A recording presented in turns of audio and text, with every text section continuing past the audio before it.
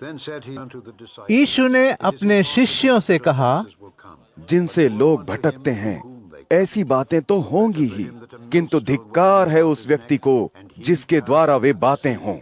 उसके लिए अधिक अच्छा यह होता कि बजाय इसके कि वह इन छोटों में से किसी को पाप करने को प्रेरित कर सके, उसके गले में चक्की का पाट लटकाकर उसे सागर में धकेल दिया जाता। सावधान रहो, यदि तुम्हारा भाई पाप करे तो उसे डांटो, और यदि वह अपने किए पर पछताए तो उसे क्षमा कर दो। यदि हर दिन वह तेरे विरुद्ध 7 बार पाप करे और 7 बार लौट कर तुझसे कहे कि मुझे पछतावा है, तो तू उसे क्षमा कर दे। इस पर शिष्यों ने प्रभु से कहा, हमारे विश्वास की बढ़ोतरी करा। प्रभु ने कहा, यदि तुम में सरसों के दाने जितना भी विश्वास होता तो तुम इस शहतूत के पेड़ से कह सकते, उखड़ जा और समुद्र में जा लग, और वह तुम्हारी बात मान लेता। मान लो तुम में से किसी के पास एक दास है जो हल चलाता या भेड़ों को चराता है।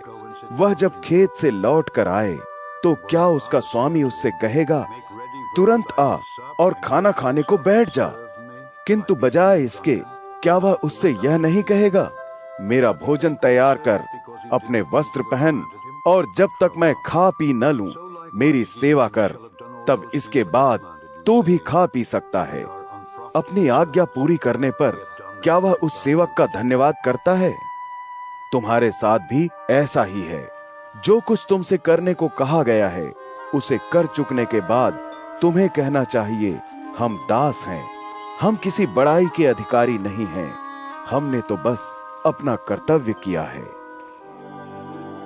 फिर जब यीशु यरूशलेम जा रहा था तो वह सामरिया और गलील के बीच की सीमा के पास से निकला। जब वह एक गांव में जा रहा था तभी उसे 10 कोढ़ी मिले। वे कुछ दूरी पर खड़े थे।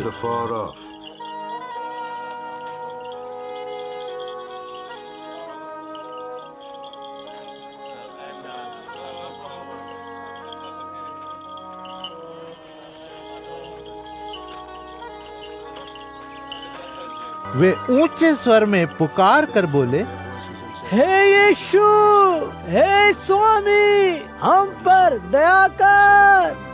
फिर जब उसने उन्हें देखा तो वह बोला, जाओ और अपने आप को याजकों को दिखाओ।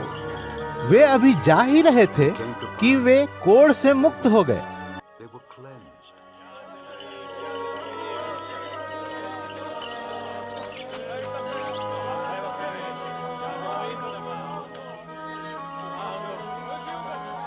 किंतु उनमें से एक ने जब यह देखा कि वह शुद्ध हो गया है तो वह वापस लौटा और ऊंचे स्वर में परमेश्वर की स्तुति करने लगा। वह मुंह के बल यीशु के चरणों में गिर पड़ा और उसका आभार व्यक्त किया, और देखो वह एक सामरी था। यीशु ने उससे पूछा, क्या सभी 10 के 10 कोढ़ से मुक्त नहीं हो गए? फिर वे 9 कहाँ हैं? क्या इस परदेशी को छोड़कर उनमें से कोई भी परमेश्वर की स्तुति करने वापस नहीं लौटा? फिर यीशु ने उससे कहा, खड़ा हो और चला जा, तेरे विश्वास ने तुझे अच्छा किया है।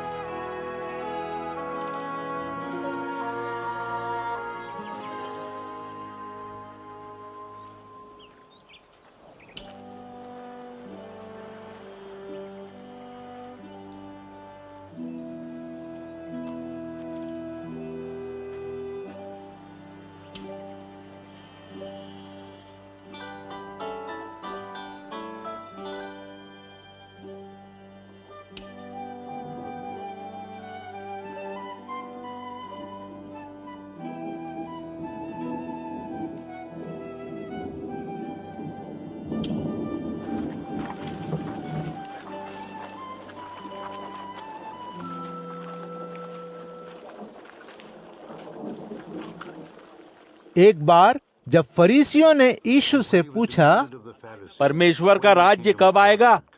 तो उसने उन्हें उत्तर दिया, परमेश्वर का राज्य ऐसे प्रत्यक्ष रूप में नहीं आता। लोग यह नहीं कहेंगे वह यहाँ है या वह वहाँ है, क्योंकि परमेश्वर का राज्य तो तुम्हारे भीतर ही है।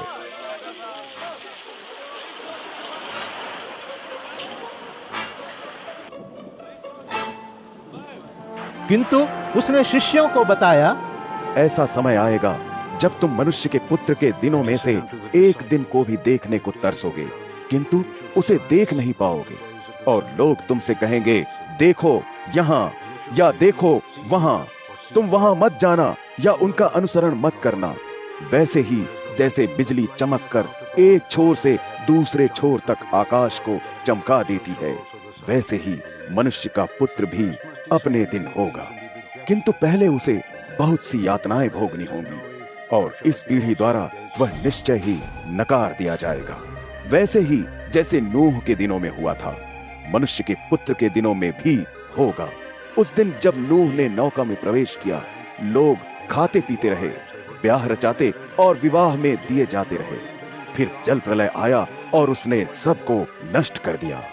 इसी प्रकार लूत के दिनों में भी ठीक ऐसे ही हुआ था। लोग खाते पीते, मोल लेते, बेचते, खेती करते और घर बनाते रहे। किंतु उस दिन जब लूत सदोम से बाहर निकला तो आकाश से अग्नि और गंधक बरसने लगे और वे सब नष्ट हो गए। उस दिन भी जब मनुष्य का पुत्र प्रकट होगा, ठीक ऐसा ही होगा। उस दिन यदि कोई व्यक्ति छत पर हो और उसका सामान घर के भीतर हो तो उसे लेने वह नीचे न उतरे। इसी प्रकार यदि कोई व्यक्ति खेत में हो तो वह पीछे न लौटे। लूत की पत्नी को याद करो। जो कोई अपना जीवन बचाने का प्रयत्न करेगा वह उसे खो देगा, और जो अपना जीवन खोएगा वह उसे बचा लेगा। मैं तुम्हें बताता हूँ, उस रात एक चारपाई पर जो दो मनुष्य होंगे, उनमें से एक उठा लिया जाएगा और दूसरा छोड़ दिया जाएगा। दो स्त्रियां जो एक साथ चक्की पीसती होंगी, उनमें से एक उठा ली जाएगी और दूसरी छोड़ दी जाएगी। फिर यीशु के शिष्यों ने उससे पूछा, हे प्रभु, ऐसा कहाँ होगा? उसने उनसे कहा, जहां लाश पड़ी होगी, गिद्ध भी वहीं इकट्ठे होंगे।